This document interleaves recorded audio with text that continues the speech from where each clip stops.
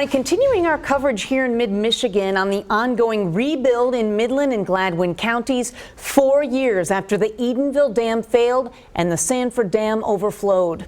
The Heron Cove Association continues to appeal property tax assessments that could be imposed to fund reconstruction of the dams. ABC 12's Cheryl Coonan spoke with members involved in that appeal process. She joins us live this morning from Sanford with more on how the assessment is impacting their lives. Cheryl? Yeah, well, here at Sanford Dam, as you can see, work continues. The sun has come up and crews have arrived already here this morning. Now, 4 years after those devastating dam failures changed lives forever, Jan Colton and George Kratz tell me if the assessment goes through, it would be unfair and even detrimental. The problem is the tax is astronomical. George Kratz owns the River House Bar and Grill on Smallwood Lake in Gladwin County. He says it's unfair that neighboring businesses are not subject to the same assessments. I'm being assessed 3 different maintenance fees. I have a tax that equals to over $250,000 assessed to this bar. I tripled my taxes. He says he now has to generate an additional $500 a week to pay for the extra assessments. Unlike similar establishments a quarter-mile away, Kratz says it could put him out of business.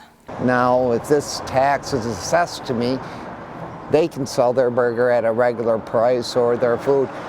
To make this tax, I would have to sell a burger at $25, New York prices. In 2021, Four Lakes Task Force's total project cost estimate was $250 million. In January of 2024, the total project cost estimate rose to $364 million. The January 2024 estimated capital assessment to be levied against property owners is $217.7 million. It's added pain to the feelings that are still very real 4 years later.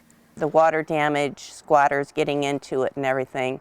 I went 6 months without running water in that house because the water table completely dried up.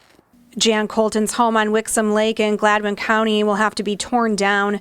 Both she and Kratz agree victims should not bear the entire burden of the disaster. When a hurricane comes by, the government steps in, helps people get whole. That hasn't happened here. Work does continue here on the Sanford Dam with available funding, but work on the other 3 dams will eventually stop amid the court battle. In Midland County, Cheryl Coonan, ABC 12 News. And flood victims say they have dealt with years of legal back and forth. Attorney Ben Johnson represents about 300 homeowners and business owners whose properties were either damaged or destroyed. He says the case will go to trial in summer of 2025. Johnson argues it should be the responsibility of the state to help flood victims financially. This could happen again, and that's one of the things that we're hoping to prevent by forcing them to take a cold, hard look at this and stepping up finally and taking care of its residents, just like here in mid-Michigan.